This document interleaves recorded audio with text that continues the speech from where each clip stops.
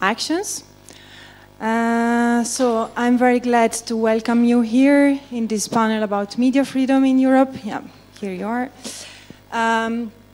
As you might know, I hope that everybody of you knows that we will be using English as language. See?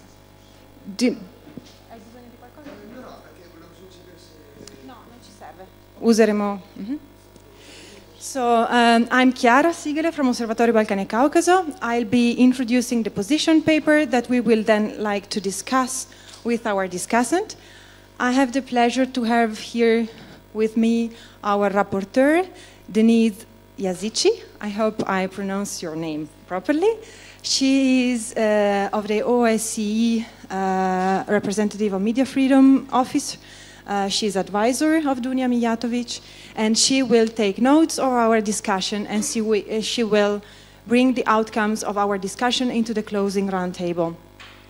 What I will be presenting is a draft position paper that will be then integrated with all our comments and discussion and published on Osservatorio website next week.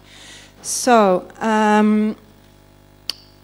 I would like, since the place here is not that big, I will call our discussant one after the other, or maybe two people and then two people and so on. We'll have more or less 10 minutes. It would be nice if we could stick a little bit in a shorter time, so as to have a little bit room for discussion later. Now, I just need to take my mobile so that I can check the time.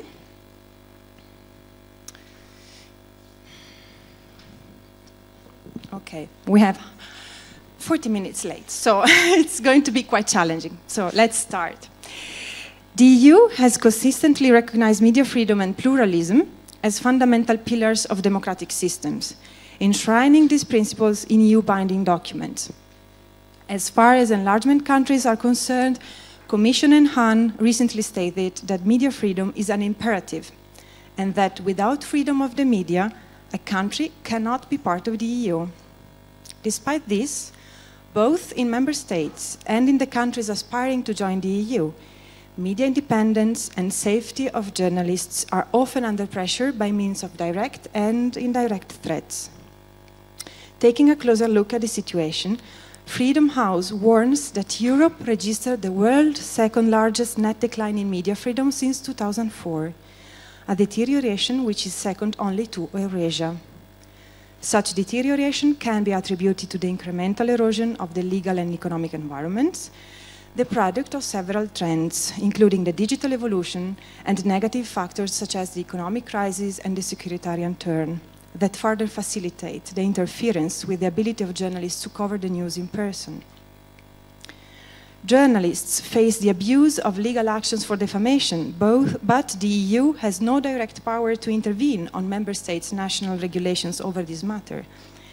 Along with the misuse of criminal and civil defamation laws, increased risk for freedom of the media also derive from the abuse of anti-terrorism, anti-extremism, and anti-blasphemy laws, even more so today, with the fear of jihadist terrorism spreading across Europe and favoring a climate of witch hunt against minorities, refugees, and migrants. Moreover, as shown in the discussion in the European Parliament around the Directive on Trade Secret, restrictions to journalists' access to information of public relevance can be introduced even by means of copyright norms. So evidence of important chilling effects also results from legal issues connected with managing digital broadcasting and online content, for example, comment section or social media management, as well as from the introduction of new laws on the right to be forgotten and on the related responsibilities of service providers. As far as member states are concerned, EU institutions have a limited scope of intervention, as media are mostly regulated at the state level, and the EU Charter for Fundamental Rights only applies to member states when they are implementing EU law.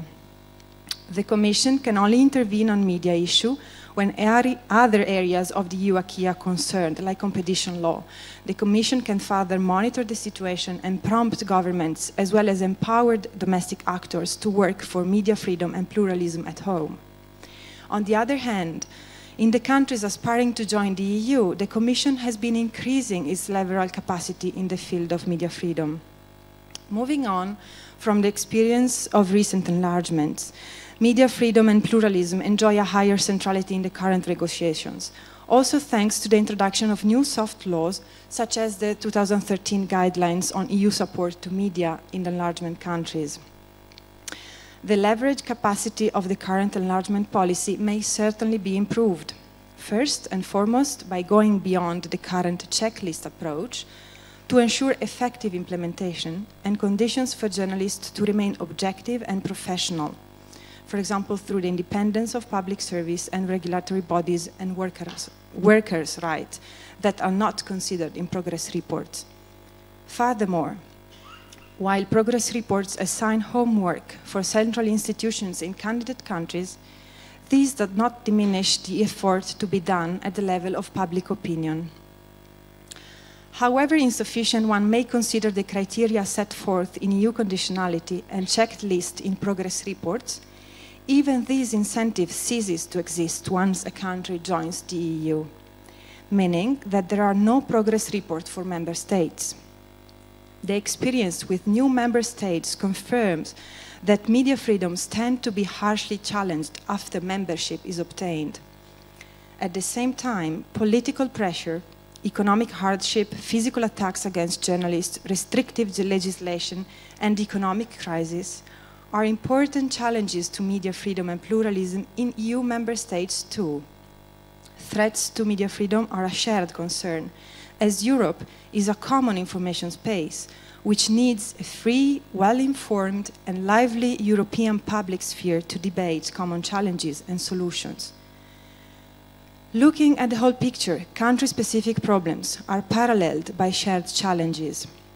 The media sector is undergoing similar structural changes worldwide that make old arrangements no longer tenable, with old business models becoming outdated due to technological and online developments.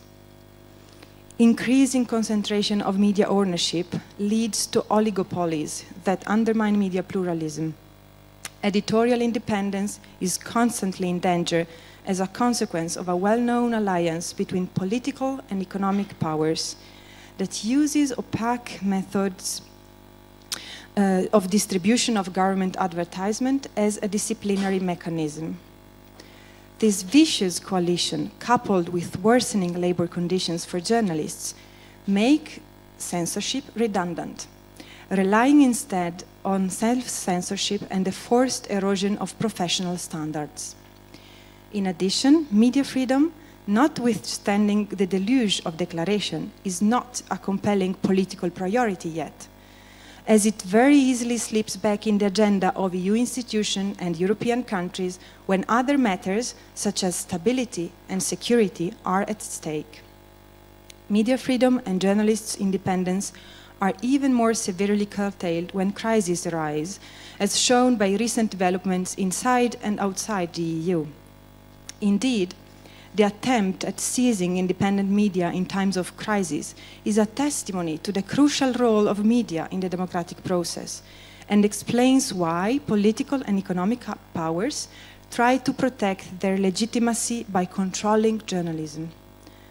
Although it usually garners increased attention only when media freedom is seriously undermined, the erosion of media freedom is a long-term process, resulting from pernicious, often hidden strategies coupling economic and political power. Hence, the need for equally long-term strategies to fight back. Most notably, an action plan enabling journalism to break this chain of control is needed in order to create the legal, economic, and social conditions for free and pluralistic media environments. An essential step in this direction is to improve the working condition of journalists, also by identifying new business models for quality journalism as a prerequisite to make them less vulnerable to political pressure in the form of economic blackmailing. On the other side, journalists also need to regain public trust, an asset which has faded away in these last years because of poor journalistic standards. This is especially, though not exclusively, true for EU candidate countries, where pro-government outlets often orchestrate smear campaigns against prominent civil society actors and independent media. Thus, if the decriminalization of defamation is a must, it is also urgent to ensure that the judiciary has the required independence, knowledge and skills to ensure that there is no selective justice in media-related lawsuits, and that those enacting smear campaigns, be it trolls or media outlets serving political and economic powers, are adequately sanctioned. As pointed out by our previous safety net project, there is an urgent need to restore the missing link between the rights of journalists to do their work safely and the right of citizens to receive quality information.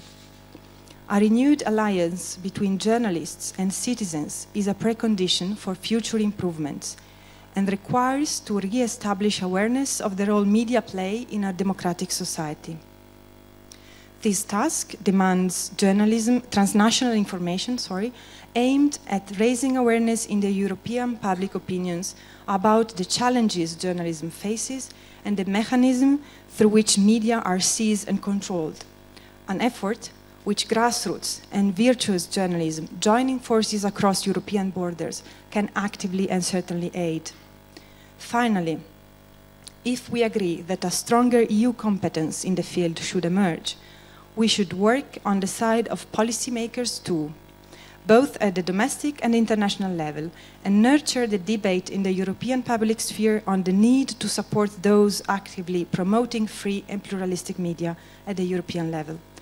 An increased public awareness of the watchdog role of the media would be beneficial to this goal as well.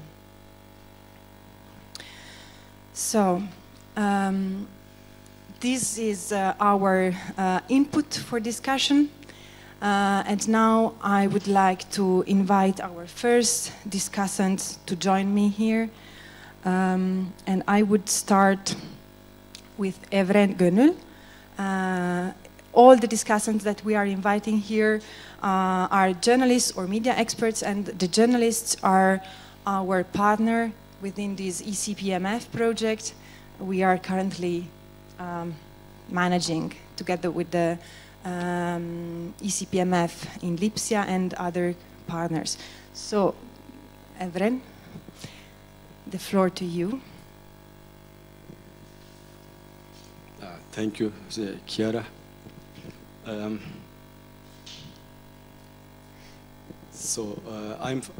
from Turkey, and I'm representing IPS Communication Foundation, which is a foundation which tries to promote free and alternative journalism in Turkey, which is outside of the mainstream. Since 15 years, we are trying to broadcast a news portal, organize some capacity buildings activities such as internships and summer schools. And final layer of our efforts is about the freedom of expression in Turkey, which we try to monitor and report quarterly since 10 years. So just before beginning, I would like to say that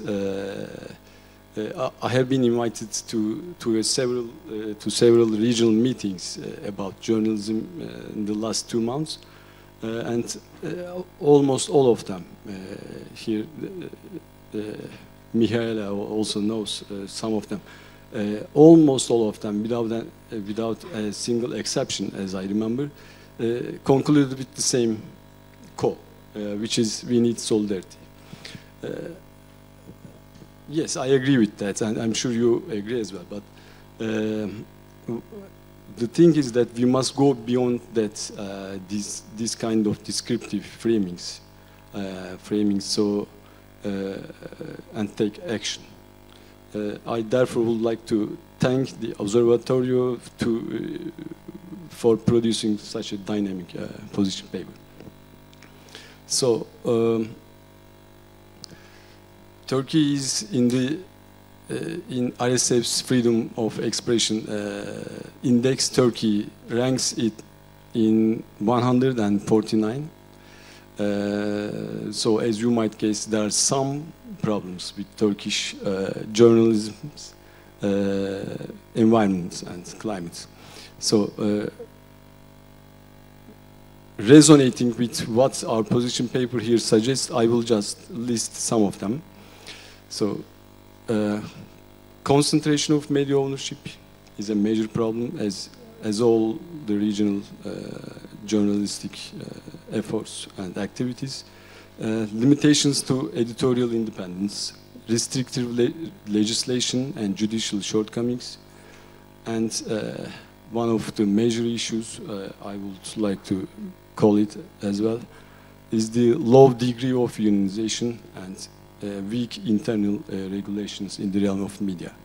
So this position paper points to the point and reflects a majority of our problems in Turkey.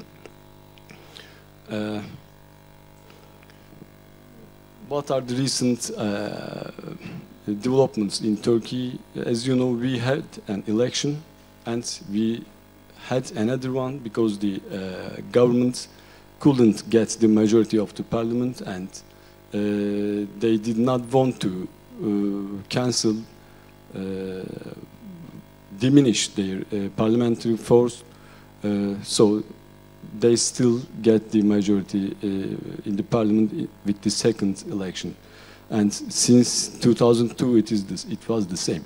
So it is a part of this authoritarianism, which is a global tendency, or at least regional trend. So the results for journalists are much more repressive climates for free journalism, investigative journalism, and freedom of expression. This paper suggests one concrete thing that I would like to elaborate on, which is to create some new models, some new business models for free journalism and journalistic production. BNet, our news portal, is one example from Turkey of such alternative models, because it is relatively protected against the compulsions of state and the market, although it hasn't a stable financial sustainability, because we are working on European Commission's funds and Swedish funds, so we cannot get any profit.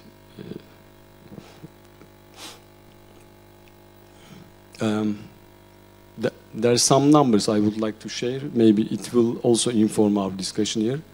Currently, there are 24 journalists in jail and 9 distributors, and most of them, a majority of them, are from Kurdish media. So apart from terrorism, most of them are prosecuted under the allegations of denigration, defamation, obscenity, subversion, insulting Turkishness and religion.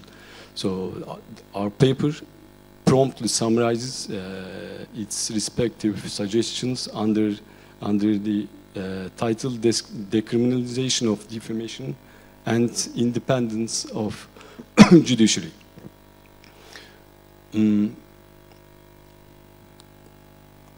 So continuing with the numbers,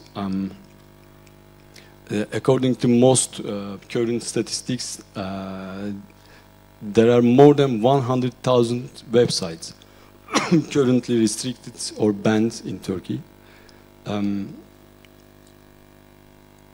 Another alarming statistical information, just in the second half of 2014, 87% of the requests globally for Twitter content removing came from Turkey.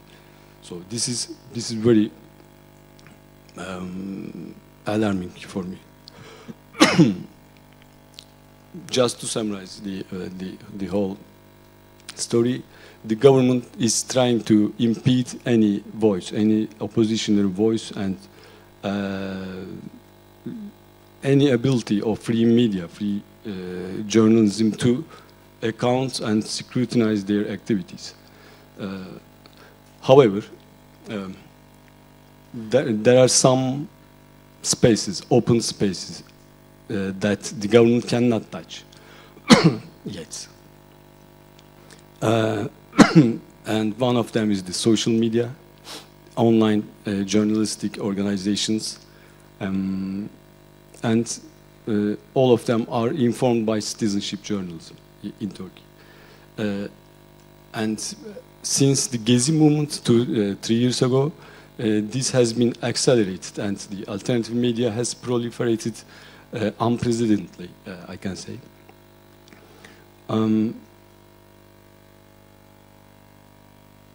So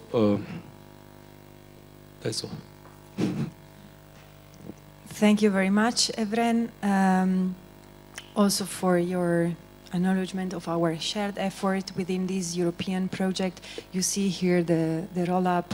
It's showing and giving credits to this overall transnational project we are all currently working on together with the lead partner in Lipsia. I would like to collect all the comments from other discussants and then maybe have some times to discuss further the inputs that you are all giving. So thank you very much. And I call here Mihailo Jovovic from Montenegrinian daily, Viesti.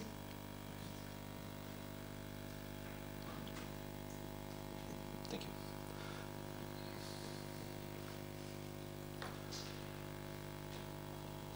Thank you very much. It's an honor to talk to you today. The paper we're discussing today, in my opinion, is very good, but I think we should add some things which are important, and I try to argue for that by the examples of the pressures on journalists and media in Montenegro. So we might include something of that, I hope. If not, it's still a good paper. The situation in Montenegro is, in my opinion, very similar to some other countries in the region. We don't have a journalist in jail like in Turkey, but it is very, very stressful to work there. Journalists are attacked, physically threatened, killed. The property of the media is destroyed in many cases, and most of these cases has not been solved. The direct consequences of this is that many quality people are leaving profession completely and go to work in other professions like PR, or they can't stand the pressure. But in a nutshell, 95% of the media is controlled by the government in one way or the other. There are few media left which are not under control of the government, and these are mainstream media, which is a difference comparing to some other countries in the region. And these media, in my opinion, are playing the watchdog role, and that's the main reason for that. Since last year, the attacks, physical attacks, in much smaller number. Also, I would like to point out to these sneaky ways of influencing the media and the government try to silence these critical voices. And by the way, it's not only the media but also the civil society, which is very strong in Montenegro, and it's obvious to whoever who wants to see what's going on. One of these sneaky ways is through government advertising. I didn't notice that it was mentioned in the paper. And what we argue and point out to all the people we talk to, and also doing it in our media, is to pressure the European Commission, which has influence, to get to the government of Montenegro and other governments when this is not applied, to have the criteria by which the state advertising is distributed to the media, because that's one of the main tools that the governments try to stifle the media they don't like, and at the same time finance the media that follow their line, that are basically their mouthpieces. I appreciate the part of the paper where they say that media, the smear campaigns are waged in this media against the professional media and the civil society. That's one of the major issues also in Montenegro. That tells me that the main goal of the government is to try to destroy the credibility of those people, so they won't influence the public opinion, which is sometimes it looks like it's turning against the government. By the way, we have the same government in Montenegro for 25 years now, so it's another difficulty. Also, the court cases are an issue. The courts are not independent, as the most institutions in Montenegro are still empty shells ruled by this parallel system which rules the country, made of some government people, mafia, and shady business. So that's another way of influencing the journalists to be to apply self-censorship and carefully think not only in the way of professional standards, but what this dependent judiciary can do if somebody gets you to court, and it's usually the public officials which sue you. Another issue which I didn't notice in the paper is access to information. Which is, I presume, and I can confidently say that all of these countries in the region have good laws on the access to information, but they're not applied properly. Recently, there was a fact in the analysis of this request that 50% of the requests for information which go to upper instances is because of the administration didn't give you any answers to the request. And I would like to share a story with you. For 6 or 7 months now, we are asking the Ministry of Agriculture who spent 48 euros on cigarillos paid by the ministry's card, which is used for buying the fuel. And every Thursday we print a story on the front page, not the main story, but we print a story who smoked on the expense of the taxpayers. And we took them to the agency which should decide about that, and we took them to the court, and they still didn't tell us who spent that money. So this is a very important thing, and all of us and our network and should pressure all the governments and even the European Commission and the EU and other institutions to make this more conditional for the progress into EU. Also, another thing is the support, the real concrete support that I think that EU should give to this professional media who do the work as a watchdog. It used to be common in the 90s when Several media were supported through these schemes during the wars in the Balkans, and I think that time has come back. And what I often tell to people I talk from the European Union, we might eventually, and also it's their fault sometimes, because they often, although they talk more harshly about the freedom of the media as a condition to go further, they very often forget that and then trade that for something else that they needed more. So what I tell them often is that, for example, Montenegro should become a member of the European Union, but without a free media. If they continue like that, they should put the money where the mouth is. Thank you. Thank you, Mihailo. Just a technical question: if we use this micro, will it be recorded? Okay, fine.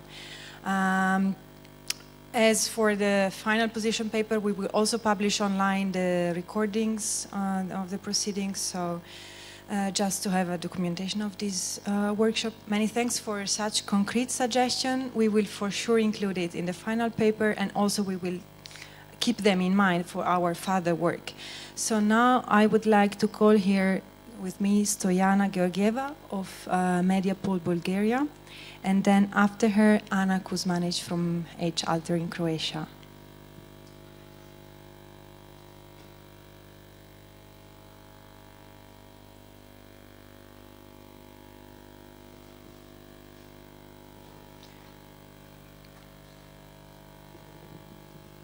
Hello, I'm Stojana Georgieva. I'm from Bulgaria. I'm running Mediapool.bg. It is online daily. Maybe the oldest in Bulgaria. It was the first online news outlet in Bulgaria. Started 15 or 16 years ago. So this morning we have discussed problems, and we found out that most of the states concerned, we are sharing more or less one and same problems. So now I'll introduce you with some more details about the Bulgarian situation. So, non-transparent media ownership and the massive concentration of media outlets within few conglomerates remain the weakest feature of Bulgarian media. Ownership concentration has also spread into the online media sphere. Professional standards and trust in media are on decline. Such conditions open avenues for escalating political or corporate pressure on the editorial policies of all media, which subsequently leads to a steady fall in media freedom indicators by established international organizations. Bulgaria, for example, fell down from 100 to 106th place in Reporters Without Borders ranking for this year, being Bulgaria is at the bottom among EU member states. Bulgarian media are still partly free according to Freedom House ranking. In a broader context, we are witnessing now consolidation of the oligarch elite around anti-market, anti-European, and anti-Western, anti-American policies aiming at expanding the control and influence of local business structures connected to the party in power. It is party GERB. Officially, it is center-right party. It is a member of the leading party in European Parliament, European People's Party, and the other party with the greatest corruption influence is the Movement for Rights and Freedoms. This party, Movement for Rights and Freedoms, is a very particular case. It is the third largest party in Parliament, with 38 deputies in the 240-member Parliament. This is the party of ethnic Turkish minority in Bulgaria, which has always voted for her, and therefore this party is subscribed to power, notwithstanding any disclosures of corruption or abuse of power. The name of the member of parliament of this party, Mr. Delian Peevski, stands for the behind-the-skin oligarch model of the government. To Bulgarian citizens, this model is known as the KOI, or WHO model, and is related to the suffocating clutch on the state affairs perpetrated by this party, Movement for Rights and Freedoms, and its Member of Parliament, Mr. Peevski, whose appointment as a chairman of the State Agency for National Security in June 2013 caused the most massive civic protests since the fall of communism.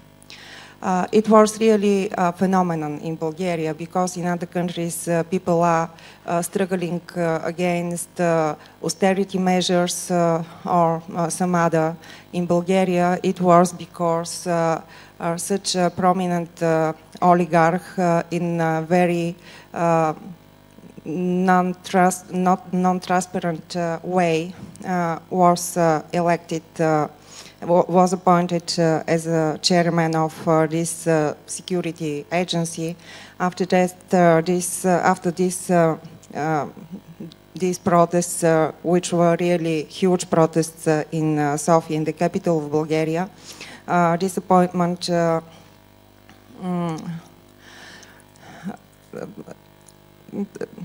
it was he was removed in 3 days.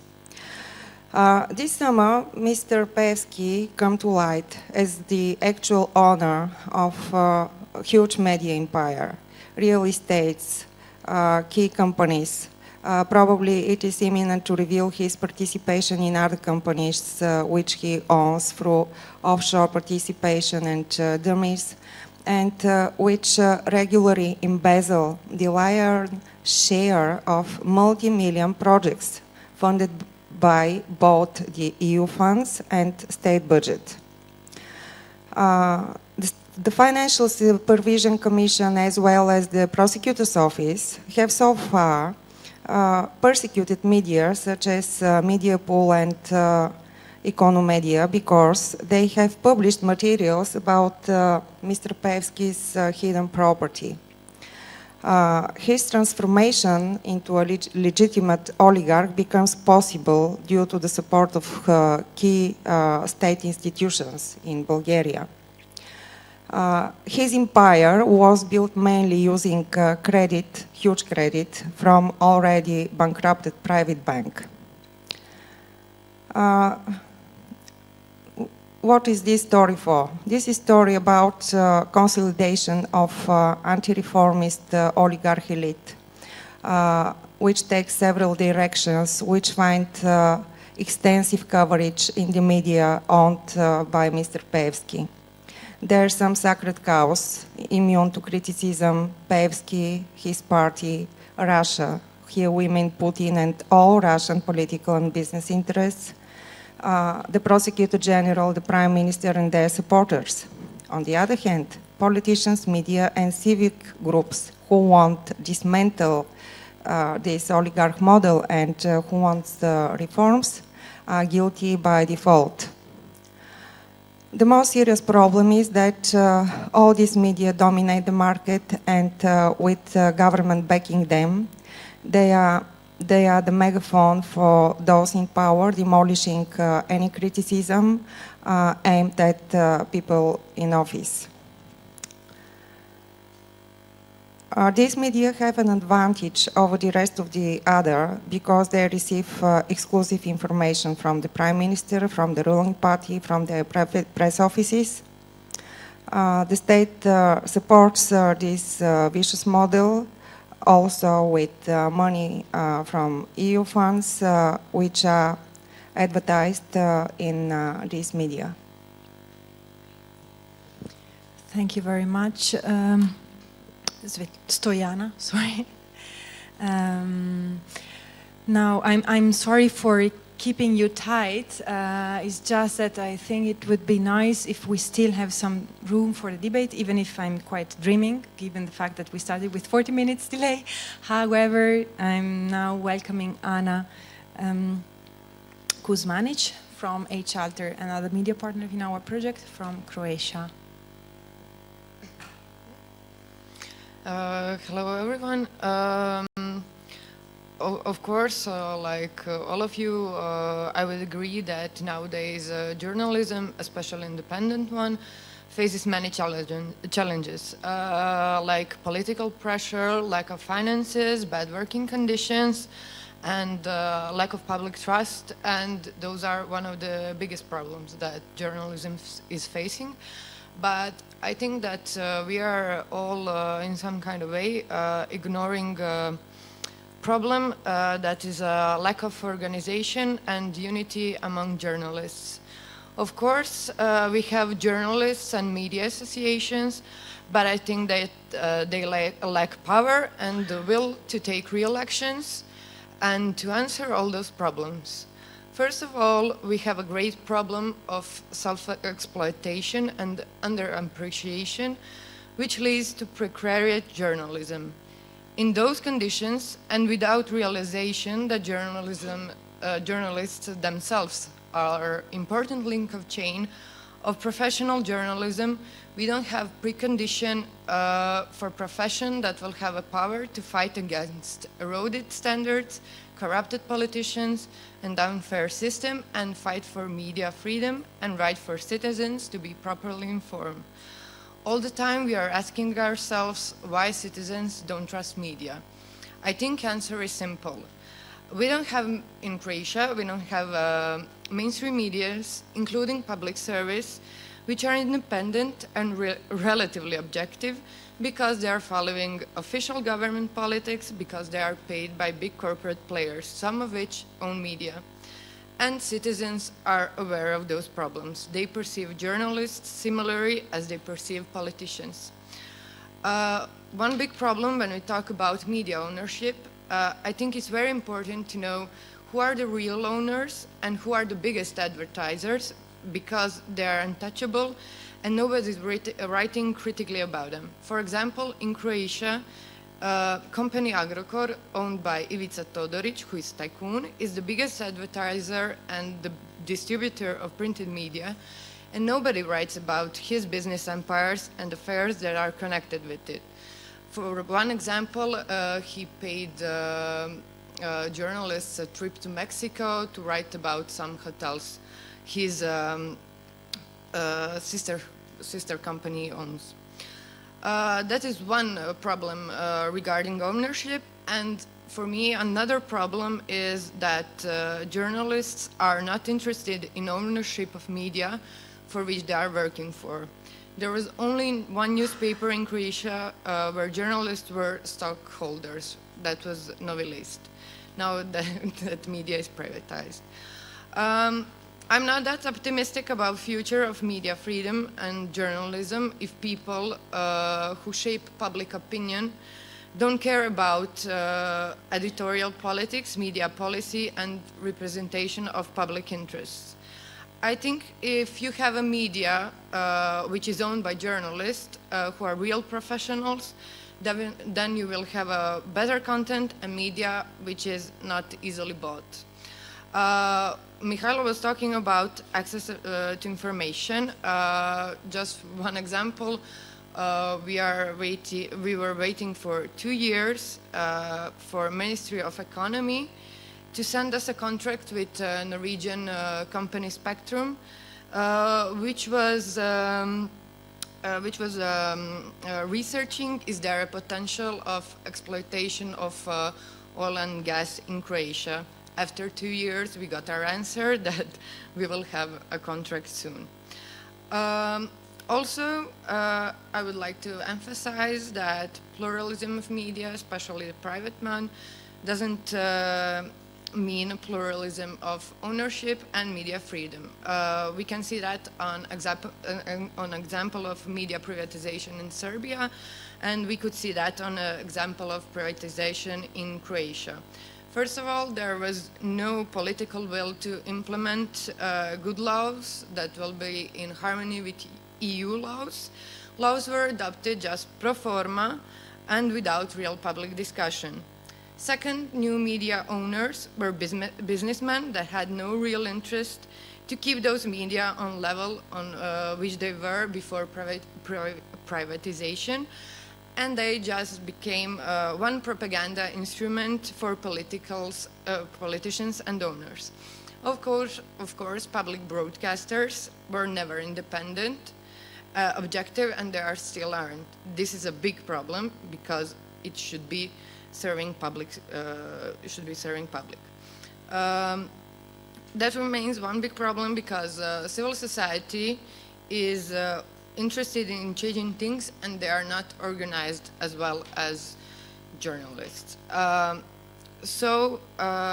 would like to say that professional standards are deeply eroded, and it's a long-term process which journalists were watching, and they did so little to stop it. I think if we want real changes, we have to unite on all levels, like this network, national and international, because I think without cooperation, discussion, and propositions which will be properly addressed, there is no hope for journalism in the future. One good example about addressing problems properly is civil suit, I think, which 29 investigative journalisms brought to European Court in Luxembourg against European Parliament because their right to know salary of representatives was declined. So that's it. Very interesting, Anna. Thank you very much for your contribution. I think that we are really collecting good inputs on how to move forward, and very practical ones. So now I would like to invite Maja Ajusmanovic here, and then please, Sead, be ready to join us. Oops. Hello, thank you, everyone. I actually had few points directly responding to the paper, but I realized I will change it actually, because a lot of what other people said completely reflects the state of the freedom of the media in Bosnia and Herzegovina. At the moment, Freedom House ranked us 108 out of 199, and we dropped by 10 places. We're facing the very similar issues, what other colleagues mentioned. What I want to stress here is, in regards to the paper, at one point, it's been very well stressed that EU laws, they cannot replace the local legislation. In Bosnia, we have almost perfect laws, but very, very low implementation of those, and especially in regards to the media. FOIA has been a law for freedom of access to information, is there for 15 years, and on paper it's one of the best ones, but still you wait for 5 or 3 years for official information. So it's basically all these similar issues in the region that we are dealing with. What I would like to point that we are maybe missing two things in this discussion is, first, as we are celebrating 15 years, I mean, you are celebrating, the thing is, a lot of things change in 15 years. The world change and the media change. So with this, everyone is actually becoming one of those journalists or mediums for information. So as a colleague from Turkey said, we can see civic media and online media as an opportunity, but with that kind of freedom, there is a lot of responsibility. So on the other hand, I think education of all these people who are tweeting, Facebooking, whatever they're doing, it's still, there should be a line between, say, a journalist and a contributor, and a role of someone as my organization, like Media Center, is to try to give people a basic. So we don't forget about ethics, about fact-checking, about all the journalistic basis in terms of technology gives us a lot, but we have to go back and definitely don't forget those. And one thing that we also are forgetting is that these information are there for someone. So we do need not to forget the audience. And I think in the mass of information and different channels and everything that is surrounded us, we are forgetting that there are people who are reading this, and that the level of their knowledge is also something that we have to think about. So this huge, huge area of media literacy as such is completely neglected.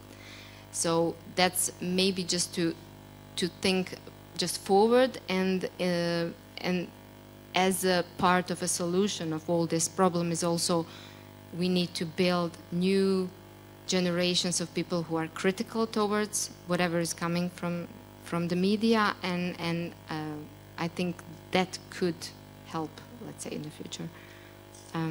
I will end up with that, actually. That's it. So far you won the race for the shortest and more efficient contribution. Thank you very much. And now it's Sead's turn. He is editor of the Macedonian 24 Vesti.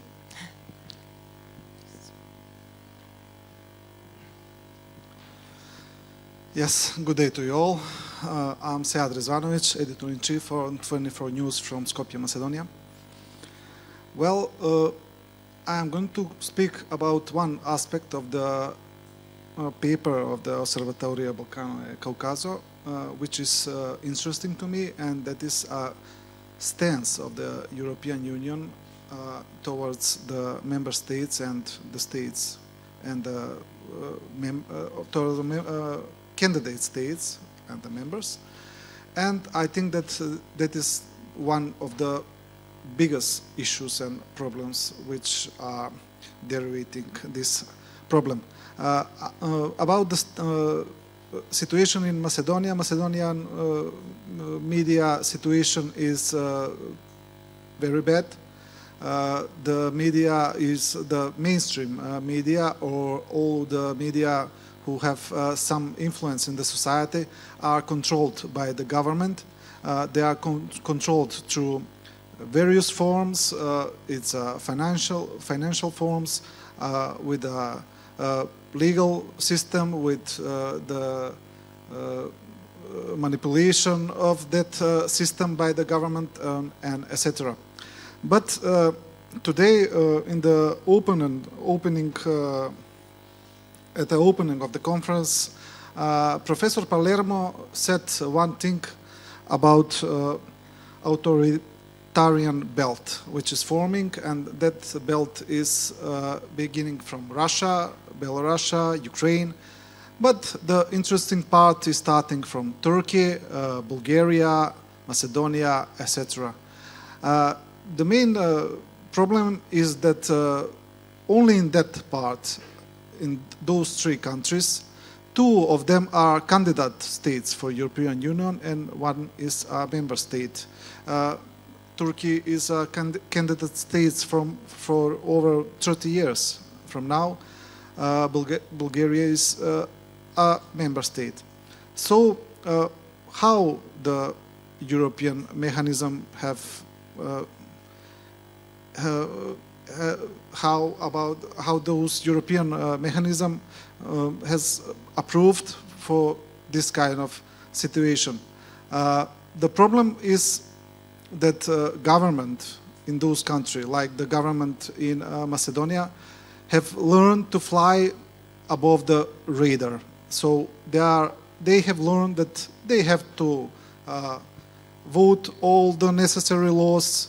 They have learned that they not have to implement those laws later, and they learn that they can break those laws without any punishment. The interesting situation that government, like the government, those government who are becoming authoritarian, like the government of Macedonia, are pointing out to the European Union in their propaganda efforts, and they are saying that they are often reporting, the media, which are controlled by the government, are often reporting about the situation in, let's say, Hungary, which is a European state, or some other state, and they are making those reports in its own agenda. I think that something have to be changed in the European Union itself, because now we are in one, how to say, unlogical loop where we are seeking a solution from somebody who have the same problem. So I don't see how the someone who is sick from the same disease can help a patient in that way. There are some positive examples, and I can say that those little of the independent or investigative journalists in countries like Macedonia are helped by the also organization which are funded by the European Union or United States, like USAID, various form of European Union or organization like Danish Scoop, for example, or Osservatorio Balcani, Caucaso. And those funds are not big, but they are making a huge impact in the societies like Macedonia, because some of those investigative stories which were financed from those organizations have revealed very big manipulation of the highest government authorities. So this, I can say, these funds are not big, but the impact is very huge in my country. I will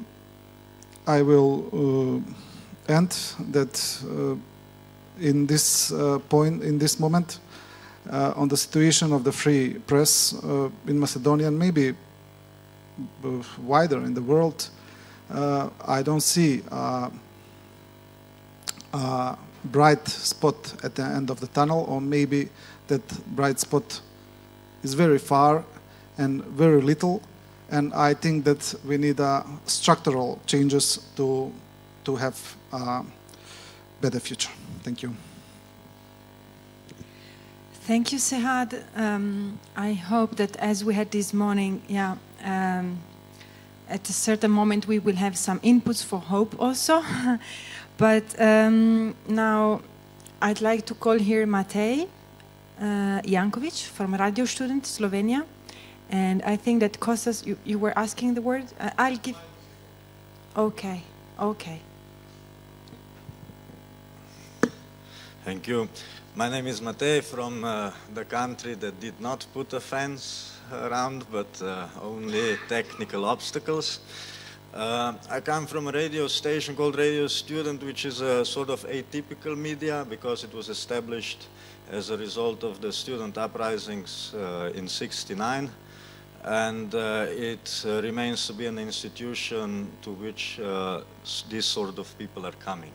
Very young people, where they learn to become journalists and then go off to more serious media, although I believe our media is one of the few very serious media in our country. Since I would like to point out, which was already pointed out by Halter, by Anna, that this pluralization sounds very nice, but having pluralization plus the business model where media act on the market just like any other subject brings out,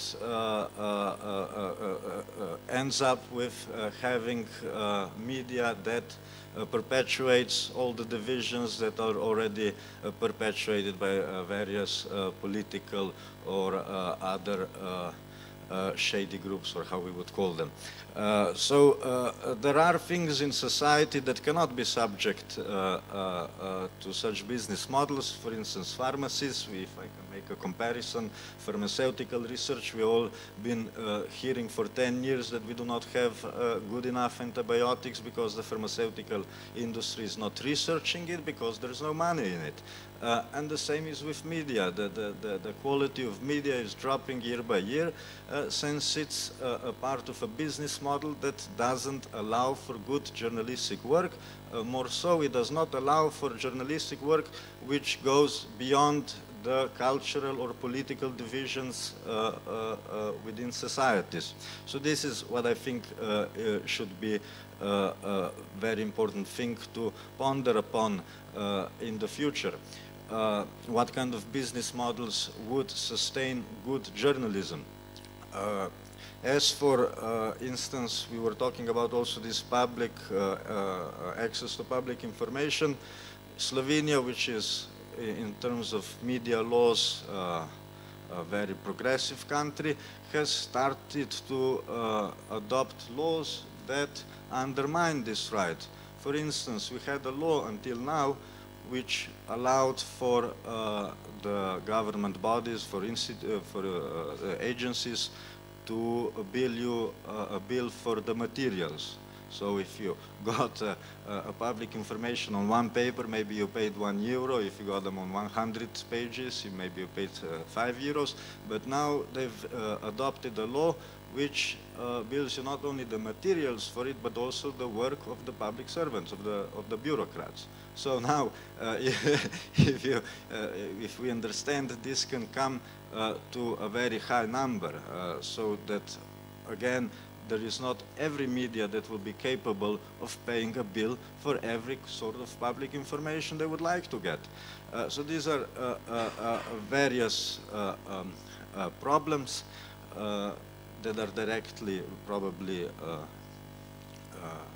mentioned, related to the topic. I would, yes, finish because other things are weird, yes. Thank you very much, Matej. Now, we were supposed to have the intervention of Suzanne van der Zande from the DG Connect. Unfortunately, she couldn't reach us because of flight connections. So I'll be glad to host here Professor Carlo Ruzza from the University of Trento. And then my dream of having a debate might still be realized.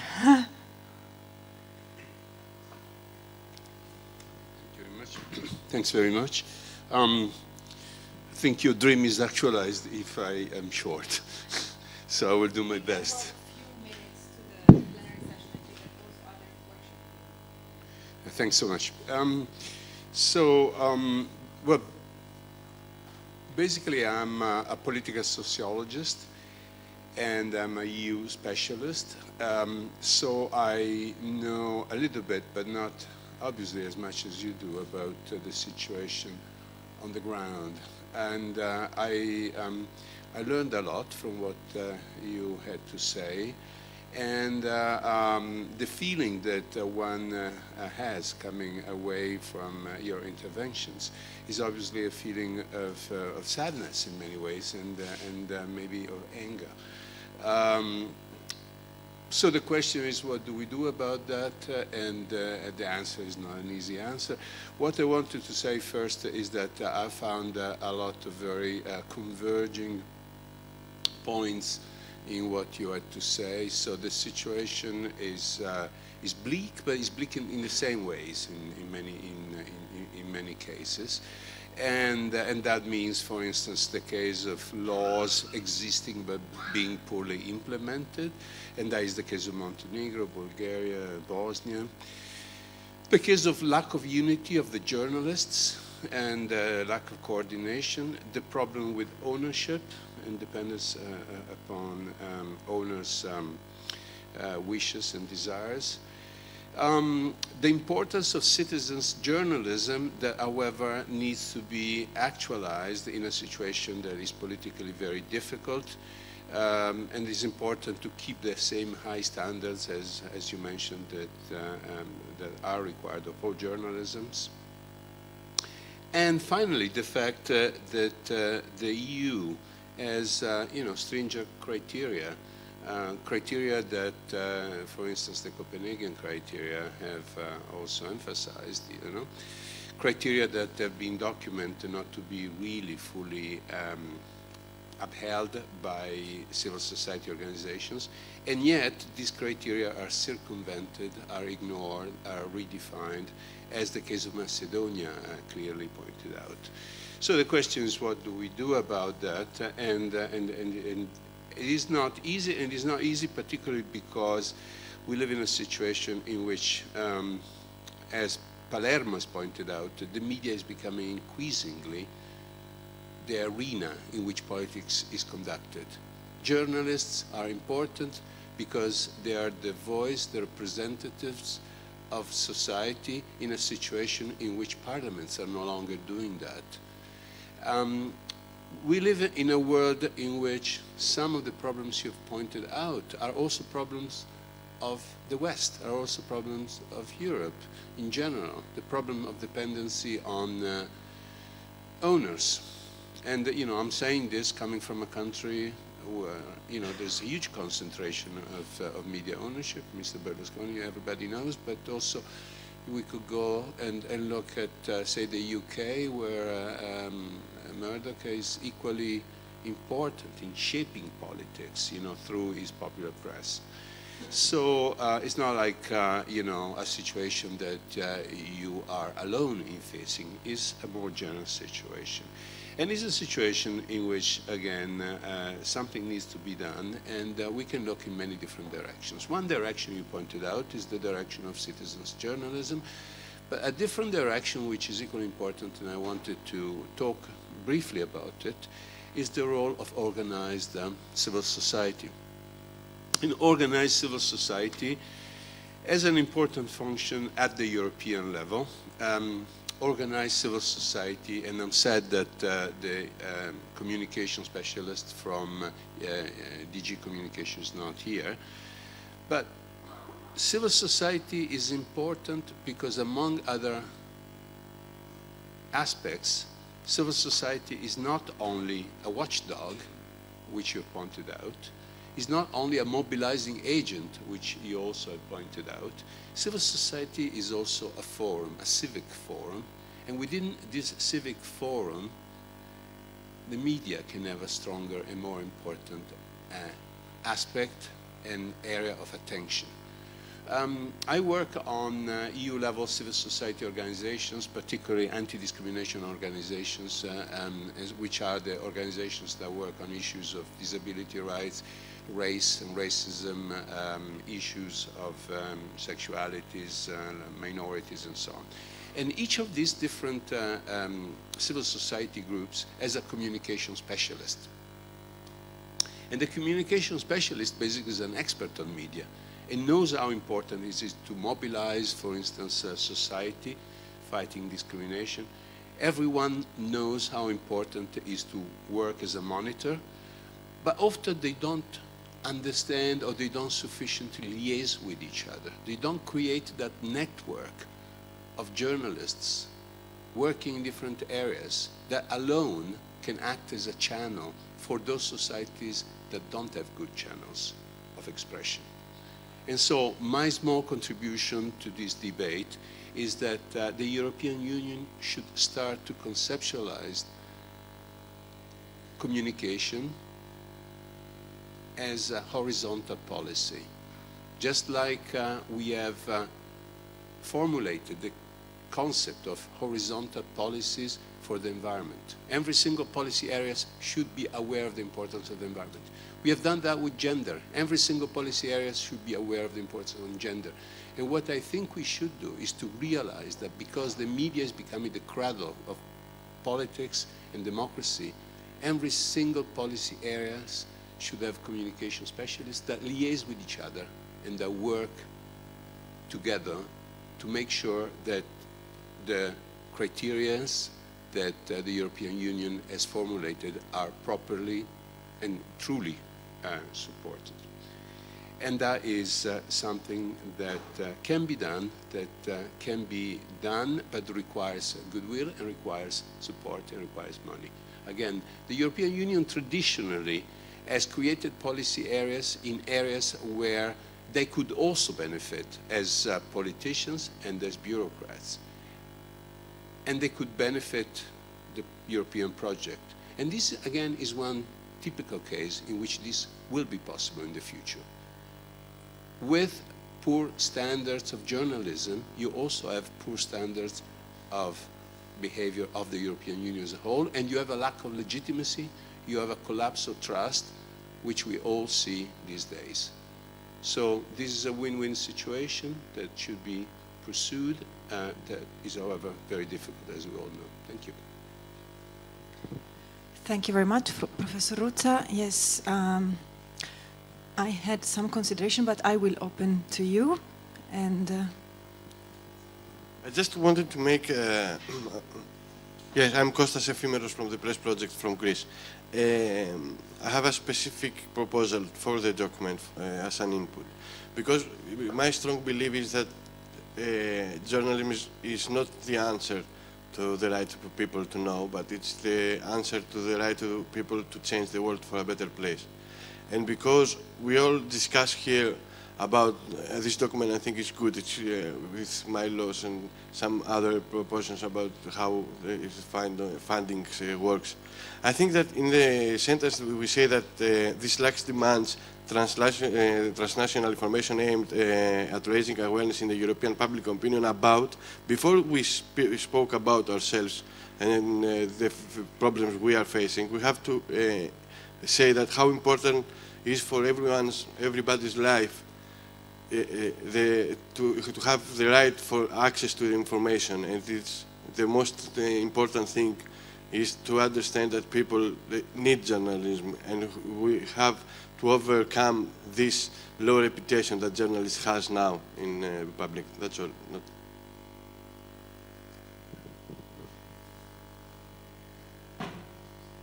there other comments or suggestions from the public?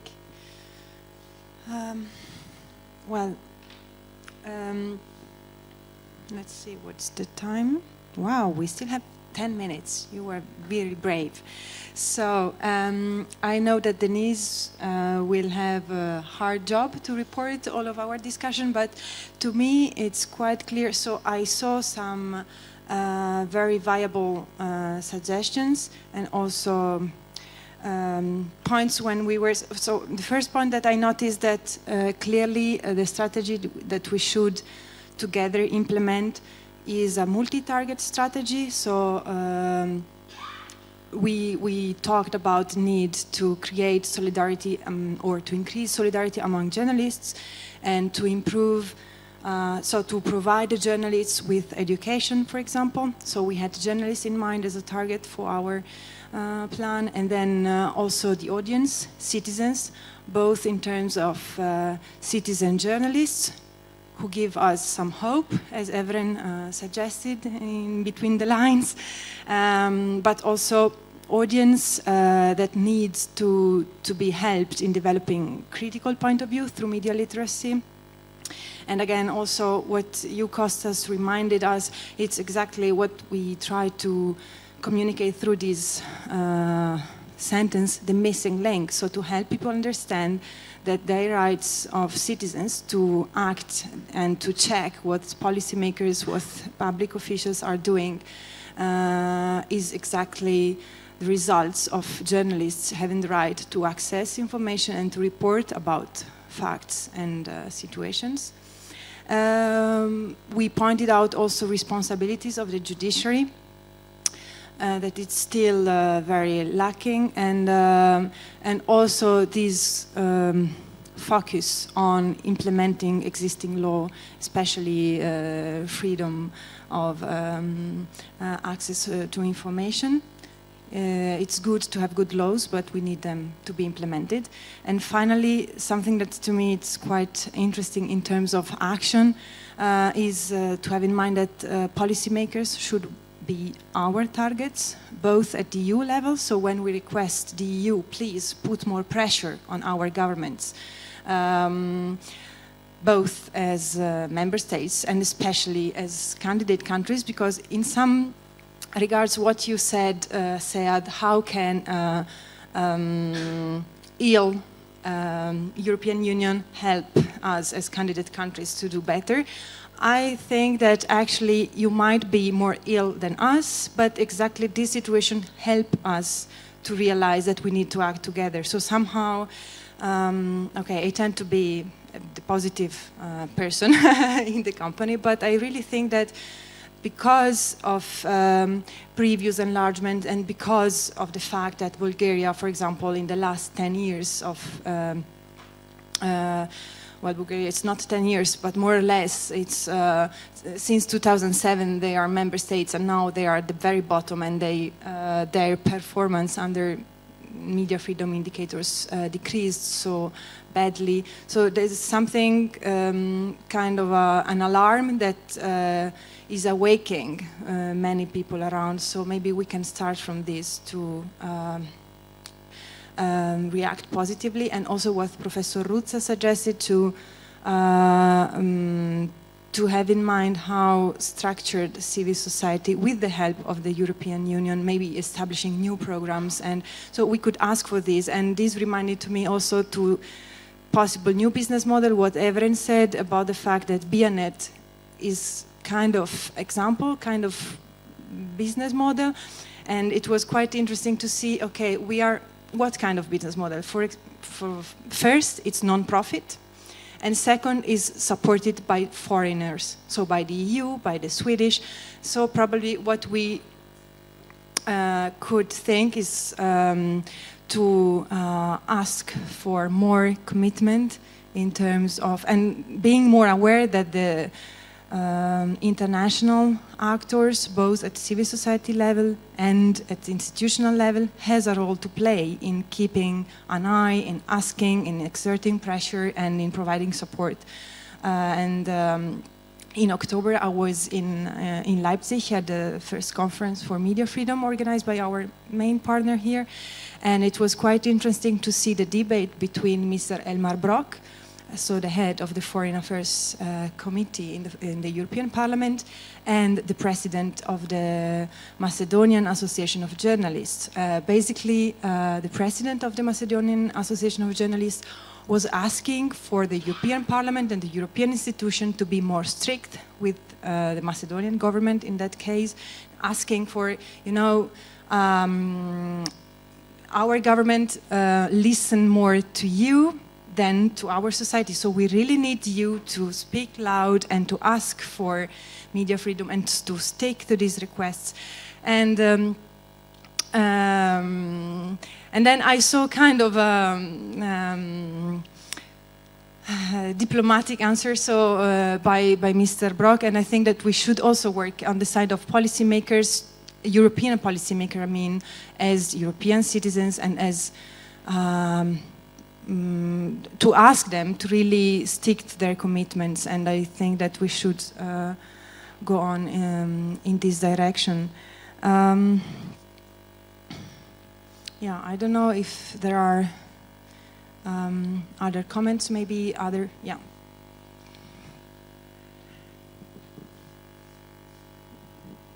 I'll just want to emphasize what you said the last thing. By giving you an example, until maybe October last year, our Prime Minister was publicly attacking all of these media and civil society I was talking about earlier by calling them media mafia, rats that should be deratized, state enemies, publicly, almost every week. And in the last progress report, which was published in October 2014, actually the one before the last, because one is released this year, there was a sentence which says that public officials should sustain from making statements that make the hostile environment for the media.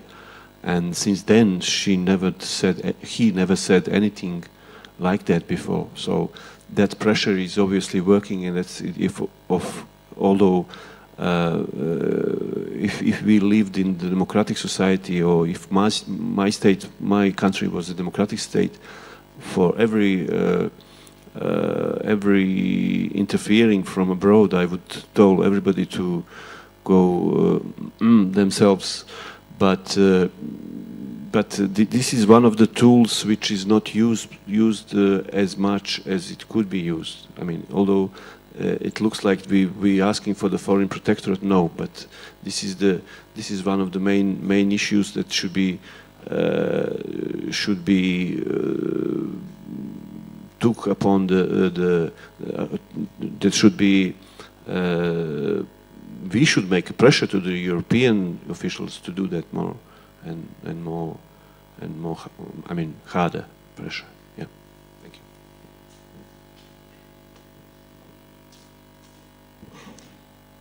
It's 5:30. So I don't know. We could be the best of the class and close our workshop and move to the other room for the closing remarks. I can give a last chance to someone if there is some other people wishing to comment. Okay, then thanks to everybody, and let's move to the final closing table.